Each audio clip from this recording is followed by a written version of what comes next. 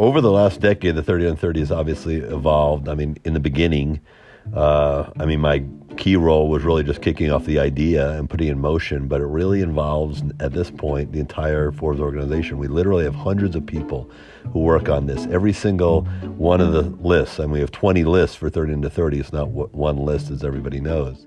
If you expand out past just the staff, we literally have judges and experts who are making nominations. We're literally talking about hundreds of people who are going into this. So it really is a team effort, and the results show. The Forbes Under 30 list is all about highlighting individuals that bring a fresh perspective to old paradigms. This is my third time producing our largest Under 30 list, North America, which is now in its 10th year.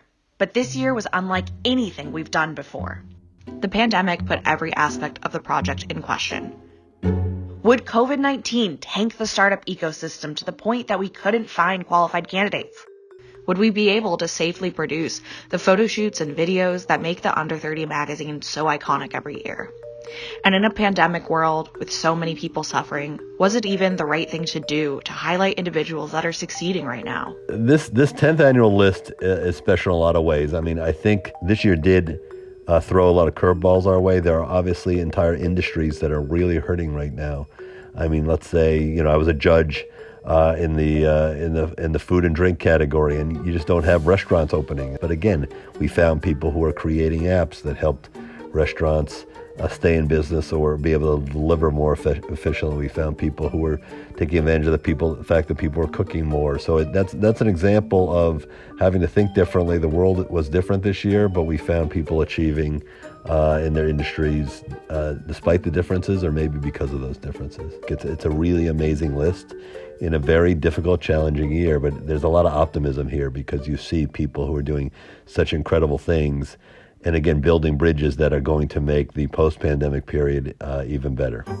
To get on the 30 under 30, we're looking for people who are entrepreneurial. We're looking for change agents and change makers. We're looking for people who are not content just to achieve, but to push the world forward, to change the world and change their field in a positive way.